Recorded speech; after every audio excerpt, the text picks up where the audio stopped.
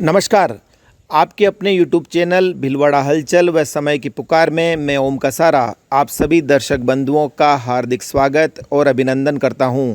चीन के सरकारी न्यूज़ चैनल CGTN के संपादक शेन शिवई ने रूसी शहर व्लादिवोस्तोक के चीन का हिस्सा होने का दावा करके रशिया को यह सोचने पर मजबूर कर दिया है कि वो चीन के साथ अपने रिश्तों की पुनः समीक्षा करे, अन्यथा सीमा संबंधी मामले में उसे चीन को लेकर वैसे ही खून के आंसू रोने पड़ेंगे जैसे चाइना के अन्य पड़ोसी रो रहे हैं। रूस का व्लादिवोस्तोक शहर प्रशांत महासागर में तैनात उसके बेड़े का प्रमुख नौसैनिक अड्डा है। रूस के उत्तर पूर्व में चीन व नॉर्थ कोरिया की सीमा पर स्थित यह शहर व्यापारिक व ऐतिहासिक दृष्टि से भी काफ़ी अहमियत इसलिए रखता है क्योंकि रूस का अधिकांश व्यापार इसी पोर्ट से होता है। लिहाजा सामरिक दृष्टि से अति महत्वपूर्ण इस शहर की स्थापना दिवस के उपलक्ष्य में चीन में रूसी दूतावास ने सोशल मीडिया पर एक पोस्ट शेयर की, जिसके तुरंत बाद ही चीन के कई लोगों ने इस शहर को चीन का हिस्सा बताना शुरू कर दिया। बस फिर क्या था, चीन के सरकारी चैनल CGTN के संपादक शेन शिवई ने भी अपने देशवासियों की बात का समर्थन करते हुए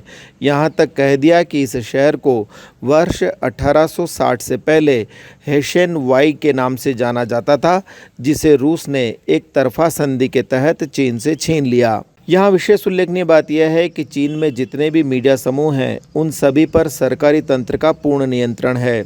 इसलिए उनमें जो भी समाचार प्रकाशित या प्रसारित होते हैं वो सभी चीनी कम्युनिस्ट पार्टी की देखरेख में ही होते हैं, जो कि चीनी सरकार की सोच को परिलक्षित करते हैं। इस लिहाज से CGTN के संपादक शेन शिवई का यह ट्वीट रशिया के लिए बेहद अहम है और रूसी राष्ट्रपति पुतिन को ये बात अपने जहन में बिठा लेनी चाहिए कि आज नहीं तो कल चीनी सेना इस शहर को वापस हासिल करने के लिए खूनी संघर्ष करेगी ही करेगी।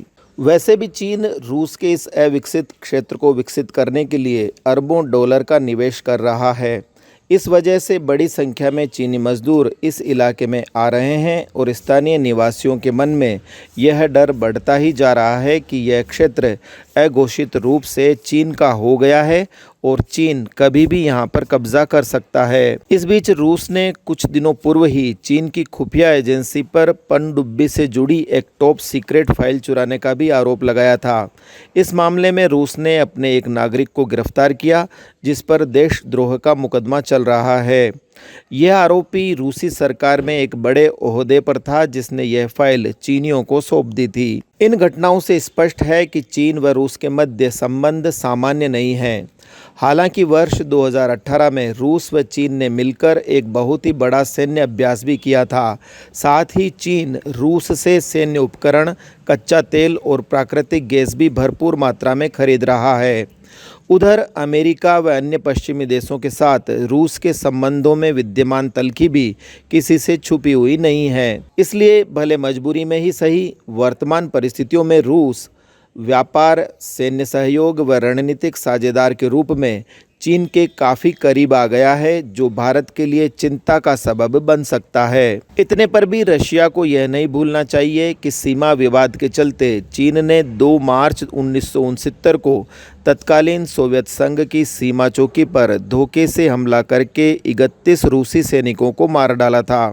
उसके पश्चात 22 मार्च तक चली सैन्य झड़पों में सोवियत रूस के कुल 58 सैनिकों को मार डाला गया, जबकि चीन ने अपने मृत सैनिकों की संख्या उजागर नहीं की और यह आज तक भी रहस्य है कि उस लड़ाई में चीन के कितने सैनिक मारे गए थे। उधर क्षेत्र की सामरिक जानकारी रखने वाले बुद्धिजीवियों का मानना है कि चीन तब तक ही चुप बैठा है जब तक उसकी सैन्य शक्ति और परमाणु बमों की संख्या रूस से कम है। जिस दिन भी चीन सैन्य शक्ति के मामले में रूस से ज़्यादा ताकतवर हो गया, उसी समय रूसियों का जीना ठीक वैसे ही हराम हो जाएगा जैसे चीन के अन्य पड़ोसियों का हो रहा है। इस लिहाज से रशिया को वर्तमान फायदे के लिए नहीं, अपितु चीन से आसन्न गंभीर संकटों को ध्यान में रखते हुए अपने रणनीतिक साझेदार तय करने चाहिए, और वो भारत से बेहतर भला कौन हो सकता है। तो इस बुलेटिन में आज इतना ही। यदि आपको पसंद आया हो तो इसे शेयर अवश्य करें और आपके अपने YouTube चैनल भीलवाड़ा हलचल व समय की पुकार को सब्सक्राइब करना न भूलें। धन्यवाद। जय हिंद, जय भारत।